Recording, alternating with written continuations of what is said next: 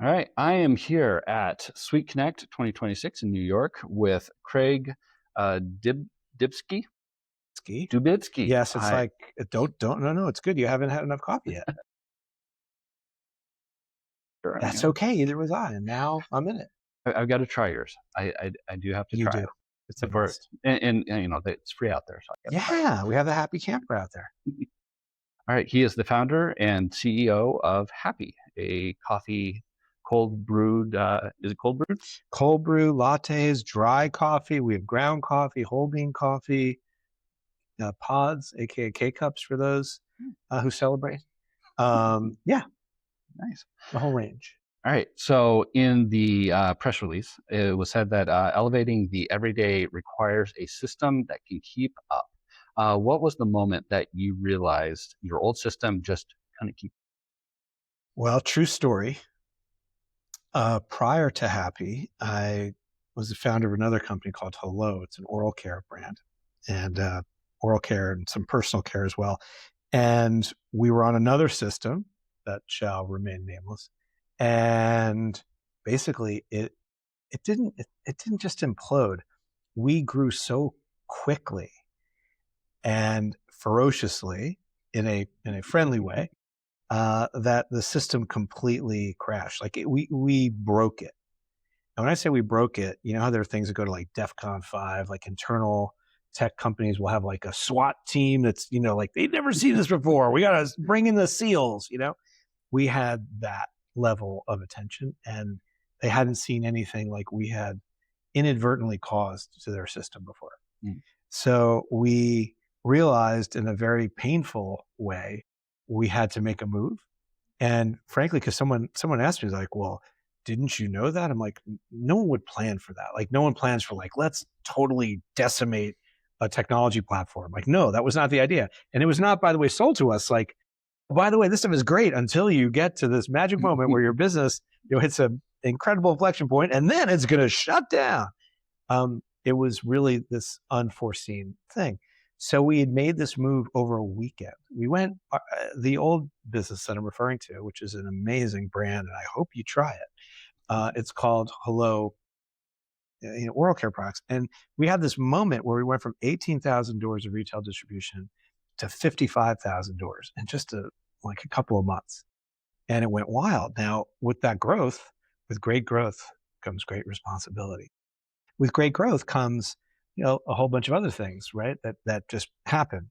Systems need to change. Your team might need to grow. There are a lot of things that come with growth, and we had to literally migrate from this other system to another system over a weekend because our entire business was paralyzed. Everything. Supply chain, inventory, all the componentry, all the retailers, ERP, like everything, ARAP, every acronym you could think of. And we added in this other acronym, which was WTF. So we were in dire straits. We made the move to NetSuite over a weekend, a full migration over a weekend, Mm. which was incredible. Talk about a Herculean task. It was a big deal. And it worked, and we just never looked back. So when we got to a point where, going to start another company, try to build another brand, from day zero, we started with NetSuite because we'd had this incredible experience, and the platform grew with us. It wasn't just like it's one and done, like here it is and it works, and like no, it was more like, well, instead of just fixing a problem, it's going to help us see other solutions. We're going to be able to see around other corners that we didn't even know were corners. So it was incredible given our growth of Hello, but also incredible when you're starting a new business, to be able to tap into the fact that you have a platform that's going to move and grow with you, not limit you as you grow. Nice. And by the way, just sorry for the record, I'm not a paid. I don't think I'm paid either. I'm not a paid spokesperson. Just on the record, I'm not a paid spokesperson for NetSuite. I'm a super fan. Nice. Yeah. Well, they haven't bought you yet. No, but they can buy some coffee. Well, they have in terms kind of bought your glowing reviews by just doing a great job. Yeah, well, they do a great job. So I thank them on the daily. So Happy grew fast across 70,000 distribution points. What operational challenges showed up first? The Or have first you one, had any since well, you're using NetSuite? touch wood. The biggest operational challenges have not really been around how are we managing our ERP. Again, I can throw every acronym, right? Every financial acronym. It's been about how do we get additional awareness because we have a lot of distribution. So Mhm. our awareness is growing. We just started doing some really, really exciting marketing. There's a lot more coming. And after this little bit of testing that we did in about 7 states, our sales at a certain retailer went up 28%. A certain online retailer, no, sorry, 32% physical, 28% online, with two different players. And our awareness amongst women nationally doubled. So for us, the biggest challenge has been, all right, we have this great product. How do we get people to know about it? Because operationally, we're in good shape. The products are great. They're winning awards, which is great. Great reviews, great. Being able to ship on time and in full, great. Being able to manage our inventory because we're dealing with product that has shelf life in many cases, right? So when you're dealing with freshness and componentry and manufacturing schedules and a lot of retailers, being able to integrate, into EDI systems and manage payroll and do everything else we have to do, um, the challenge has just been uh, keeping our heads down. Just the signal to noise ratio. We try to keep that in check because the operational bits are rock solid. Rock solid. It's a combination of the platform and the team we have because we've been through this. We built another business together, Mhm. and watching it really accelerate on NetSuite has, you know, given us this leg up from day zero with this thing. So the release also says that NetSuite helped maximize visibility across the business. What does that look like Mhm. in practice? What can you see now that you couldn't before? Short answer: everything. Everything. So we see where every moving part now is visible. And when we started to play around with the AI functionality bits, which may be another question you have in there, I don't know. I might be combining questions. Um, uh, we can see around corners that we didn't even know we're there to look at, Mhm. and we're getting information proactively as opposed to always having to search for it. It's this idea I think of moving from just using AI and getting the intelligence part to getting to a deeper level of understanding. And I think understanding is, I think, a higher order versus intelligence in a lot of ways. So we use the platform, we're using AI to help us analyze things in real time. Like what's working. Oh my God, look at that. I didn't know that retailer was blowing it out. Like, how did we miss that so fast? There's positive things that we see, and then we have to react differently to the positive things, which is a good problem to have.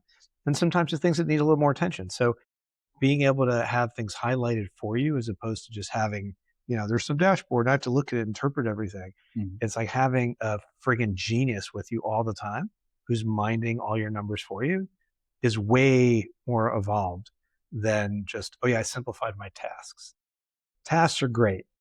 Understanding and figuring out things that you didn't even know you needed help figuring out before you need to figure them out. That's that's miraculous. That's incredible. It's just incredible.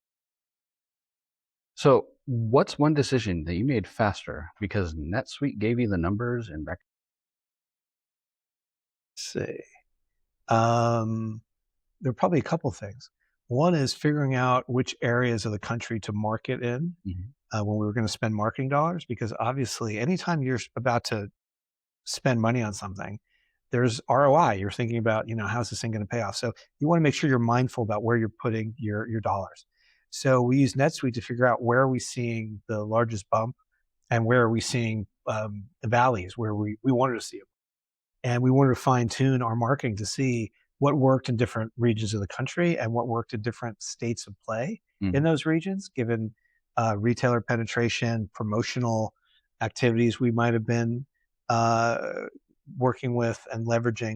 So the first thing that comes to mind is that. like where are the parts of the country where we want to apply marketing dollars based on performance in the marketplace, good and less optimized. It's a nice way of putting it. So that was great to have insight into where we should play. That to me was probably number one. Yeah, yeah, let's go with that. That was a biggie. The other thing is kind of an obvious one, which is what's working, what isn't working, which products are running. Like I used to be in a prior life, I was a futures trader and derivatives trader. Just an old adage is you want to let your winners run and your losers, you want to take care of those quickly. Not everything's going to work all the time. That's just life. And as a founder and as a someone who's had a couple of trips around the sun, you can't fall in love with your own stuff and you can't fall in love with your inventory. So being, I think, informed enough and hopefully emotionally secure enough to know that not everything's going to work, and use tools like NetSuite has to figure out where the winners are and where the ones that aren't quite living up to your fantasies are, and knowing how to sort of like decrease your exposure on the ones that aren't working and increase your spend and your profitability on the ones that are working. That's amazing.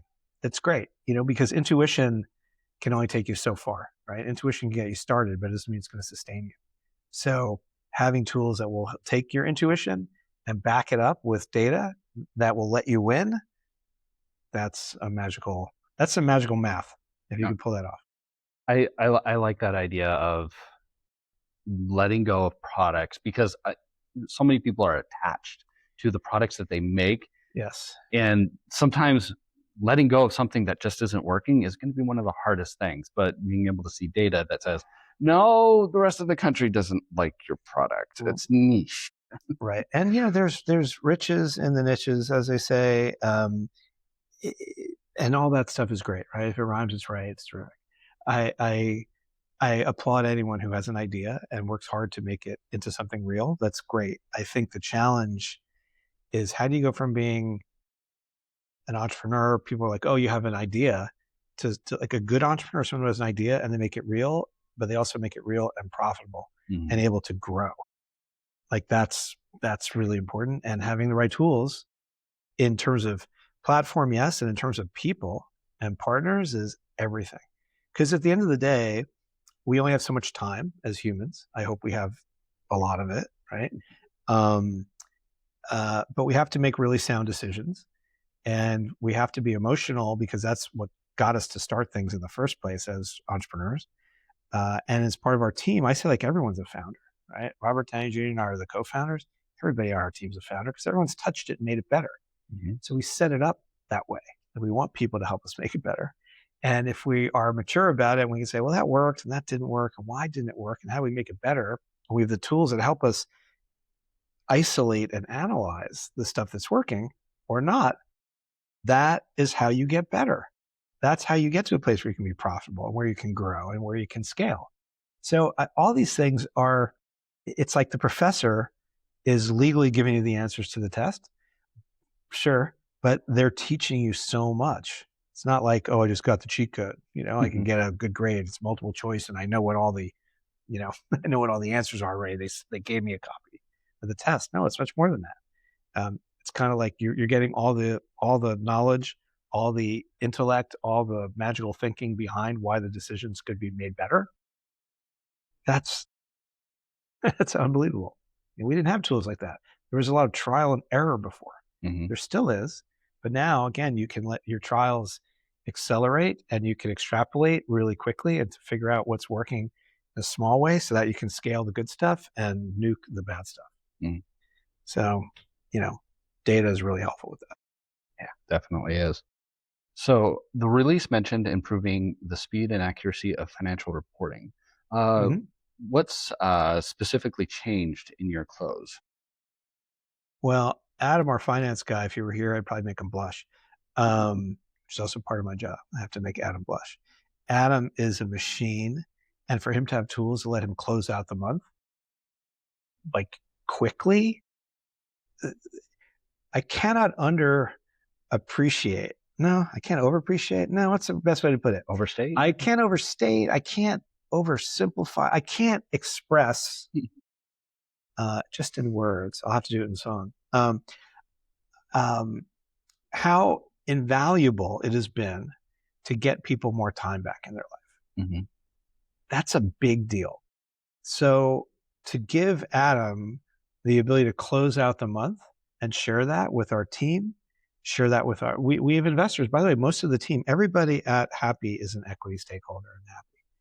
And a whole bunch of our team, myself included, we're investors in the business as well. So to be able to have visibility, yes, but also have a very concise, clear, tight, beautiful, by the way, looking um, set of metrics and data points that can tell us like, here's where the month closed. Here's here's what we have. Here's what we don't have. Here's what we need. Like that's important because you can't run a business just on hope. You have to have you have to have the data. You have to know what's going on in your business. So to be able to do that quickly and give people time back in their life, by the way, which then gives them the ability to think and read what the hell happened. What do we do? What's working? What isn't working? Now, how do we use some of the AI tools that are embedded in these systems to help us make better choices and do it quicker? Quicker is better because it gives you more time to then think about other aspects of your business. Hmm. It's amazing. So I'm trying to think if I've really answered your question. It's sort of like, being able to close out the month on time is great, but it's not just about finishing it on time. It's finishing it on time with really accurate and pertinent and like intellectually robust information. It's not just like, oh, here's the books. Yeah, we closed. You made this much. You didn't make this much. This is how much we have in the bank. This is how much we have in inventory. The end. Like, that's okay. That's a snapshot in time. That doesn't tell you what's working, what isn't working. That then leaves that to you to interpret. This helps provide a much clearer picture on a monthly basis at speed with a lot more information. And that's really cool. It's really helpful. It's really helpful. And also, because I'm an investor person, there's nowhere to hide. We're not looking to hide. We're looking to learn and grow and move fast. So yeah, those are the big wins for us. It's like no pride of authorship, pride of ownership and in sharing, and being able to make good decisions again at pace with the best information we can get. That's the magic of this stuff. Nice. All right. So, where did errors or delays usually come before channel data or deductions or chargebacks? Well, don't even get Uh, me started on chargebacks and deductions. And look, these I don't want to sound untoward, but we know some of those areas for some are profit centers, right? So having again a clear picture as to what you have when you shipped it, how it's sold through is very helpful because sometimes, look, mistakes happen. I don't want to cast aspersions on anyone's intent, but we've had retailers before that'll tell us about a certain thing that requires a deduction. We'll be like, no, actually, we did what we said we did, and we actually sent you all the stuff, and it arrived when it was supposed to, and we have all the information. I was like, oh, sorry, mistake. I mean, mistakes happen. I don't want to again paint a picture that there was any negative intent on anybody's part. Accurate information helps you avoid some of these things. It's part of life. When you're operating at scale, it's a lot of moving parts, so things can happen. So being able again to have accurate reporting is extremely helpful. Extremely helpful. so, distribution and logistics can be quite brutal. What was the hardest part of your scaling up to like that 70,000? It's a great question. What was the hardest part? Hardest part, well, at one point, it was very, very difficult to get cans, believe it or not. Cans were in very short supply. That was tricky. Managing componentry was tricky. We were making these are custom containers. This whole thing is curbside recyclable. Even the label is a custom substrate. You don't have to peel this off. Sometimes you get something, it's like, remove the label. Nope, it's custom label. Even this can be recycled as the curb. Well, this was being made, and by the way, coffee, and this dates the story, but there were these things called tariffs that were going on. So talk about an interesting wrinkle. So all of a sudden you had components made in certain parts of the world, you had coffee grown, and we were sourcing from 7 countries, and every other, you know, pick a point in time, there was a new tariff or not a tariff and a different tariff. And there were a lot of moving financial parts as well as moving parts. So where cans were coming from, where they were going, getting filled, where componentry for primary packaging was coming from, how that was getting filled, how that was getting sealed, how cans in the beginning, before they were printed aluminum cans, they were sleeved cans. So there was just logistics involved with everything, because you had to get your hands on the cans, you had to fill the product, you had to bring the product back to get it sleeved in a different place, because the same place that was filling it didn't have a sleeving, mechanism. Oh, you got a Costco order. That's great. We don't palletize product like that. We don't create case packs. There's so many moving pieces. I could talk to you and you for hours at end. Yeah, this stuff, it's not for the faint of heart. So again, having tools that can help you keep track of all this stuff, and having a team of people that are very comfortable using those tools, that's some secret sauce. Yeah. I don't know Nice. if I'm really answering your question. That was a good answer. All right, Like it. thank you. Yeah, it's tough. It's tough. So supply chain logistics, moving stuff from point A to point B, when you have a lot of point Bs and a lot of like A, lowercase a, uppercase A dot one, A dot two, A dot three, having a platform that lets you keep track of all that stuff in the process is really great. Really great. Because again, there are a lot of components. We've considered blends. There are multiple beans. This stuff comes out of the ground. Like, working to make sure you're creating something that's consistent, because, oh, that's right, it goes in people's mouths. Like, it has to taste great, it has to be consistent. Mhm. So managing all the aspects of your manufacturing with your partners to make sure that your product quality is aces, all these things are dependent on, a whole bunch of factors coming together. Again, it's Herculean task management, plus, plus, plus, plus, plus. And if you have the right tools, you can do it. All right. So that's what I got for you today. So why don't you tell everyone where they could learn more about your drink and where maybe they could buy it? Sure. Well, you can learn more at happyproducts.com. So please come by. If you're not near a Walmart, a Target, a Kroger, an Albertsons, a CVS, an HEB, a Meijer, I'm probably leaving a whole bunch out, and I apologize, a Sheets.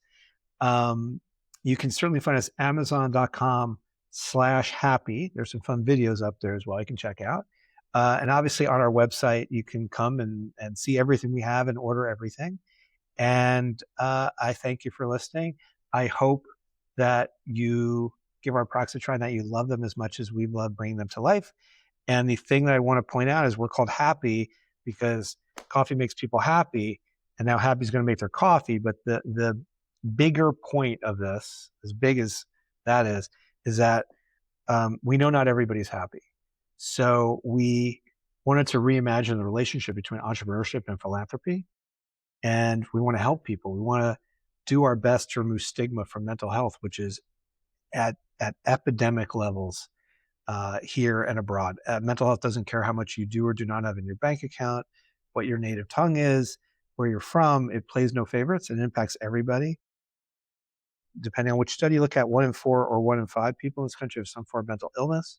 How can we remove stigma from that? Suicide rates have gone up 30% in the past 20 years. Number one killer of teens used to be car accidents, followed by leukemia. Now number one is handguns, and number two is death by suicide. Often 1 and 2 are connected. So we want to remove stigma. We partnered with NAMI, the National Alliance on Mental Illness. We have a QR code on every product we make, toll-free number. There's free professional help.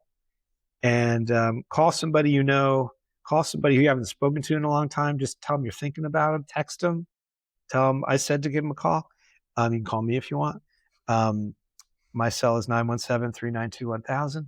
If you need help, there's 988. NAMI helped create 988, which is the 911 for mental health.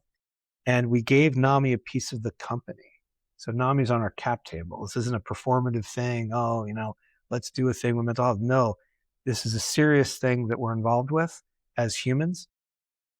And we want to try to remove stigma. So that's the important thing. Supply chain, got it. Making sure our balance sheet is tight as a drum, got it. Thank you, thank you, thank you, NetSuite, for all of that. And I mean that sincerely. We're in the happy business as much as the coffee business. So give some a try. The coffee's epic, I promise. 2 to 5 acre small grower farms. 40% of them are run by women. Pretty amazing. And they represent less than half of 1% of all available commercial coffee growers. So we're really picky about the coffee. Coffee is amazing, chef's kiss stuff. But do something kind for somebody, say hello to somebody, and that's it. That's what I got. Nice. Be in the happy business. All right. Well, thank you for coming on, talking Thanks about for coffee having me. and sharing happy and also all about NAMI and mental health. Thank you. Thanks for having me. Thanks. Thanks. Good to meet you.